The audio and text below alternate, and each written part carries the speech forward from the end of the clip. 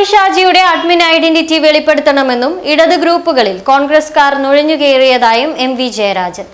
Cyber പോരാളികൾക്കെതിരായ വിമർശനം ചർച്ചയായതിനു പിന്നാലെയാണ് വിശദീകരണവുമായി CPM കണ്ണൂർ ജില്ലാ സെക്രട്ടറി എം.വി. ജയരാജൻ രംഗത്തെത്തിയത്.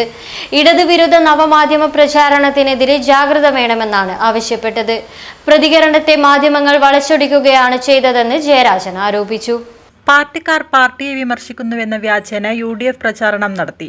സർക്കാരിനെതിരെ കോൺഗ്രസ് CPMന്റെ പേരിൽ ID നിർമ്മിച്ചു. ഇടതുപക്ഷമാണെന്ന് കരുതുന്ന പല ഗ്രൂപ്പുകളിലും ഇടത് വിരുദ്ധ പ്രചാരണമാണ് നടന്നത്.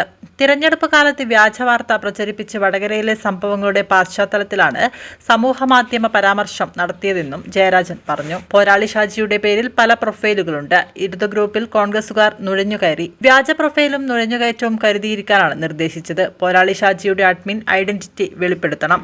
പോരാളി ഷാജി ആരാണെന്നറിയില്ല. യഥാർത്ഥ ഇടത് അനുകൂല ഗ്രൂപ്പ് അഡ്മിൻ ധൈര്യപൂർവ്വം ഐഡന്റിറ്റി വെളിപ്പെടുത്താൻ തയ്യാറാവണമെന്നും ജയരാജൻ ആവശ്യപ്പെട്ടു. ഈ പോരാളി ഷാജി മറുപടി അങ്ങാടിയിൽ തോറ്റതിന് അമ്മയുടെ നെഞ്ചത്തേക്കല്ല കയറേണ്ടത് എന്നാണ്. അത് യഥാർത്ഥ പോരാളി ഷാജിയാണോ? അത് 8 ലക്ഷം ഫോളോവേഴ്സ് ഉള്ള അതെ, അത് ആര്? ഷാജി ആര്? മുന്നോട്ട് പറമ്പ് ഷാജിയാണോ? എല്ലാം തൃശ്ശൂരിലെ അയ്യന്തോട് ഷാജിയാണോ? ആര്? 2015 മുതൽ ഈ പോരാളി ഷാജി ഉണ്ട്. അപ്പൊ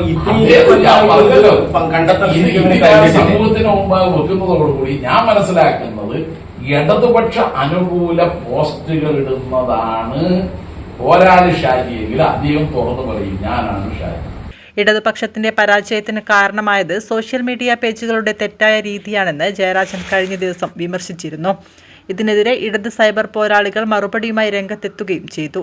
തുടർന്നാണ് വിശദീകരണത്തിനായി ജയരാജൻ ഇന്ന് വാർത്താ സമ്മേളനം നടത്തിയത്. വ്യാജ പ്രൊഫൈലുകളും മറ്റുമായി വരുന്നതും ചിലപ്പോൾ ഇടതനുകൂലമാണെന്ന പേരിൽ വരുന്നതും ഒക്കെ കണ്ടാൽ അതൊന്ന് ക്രോസ് ചെക്കിംഗ് ആണ്. ഇനി തുറന്ന് ഞാനെന്ന് പറയാം.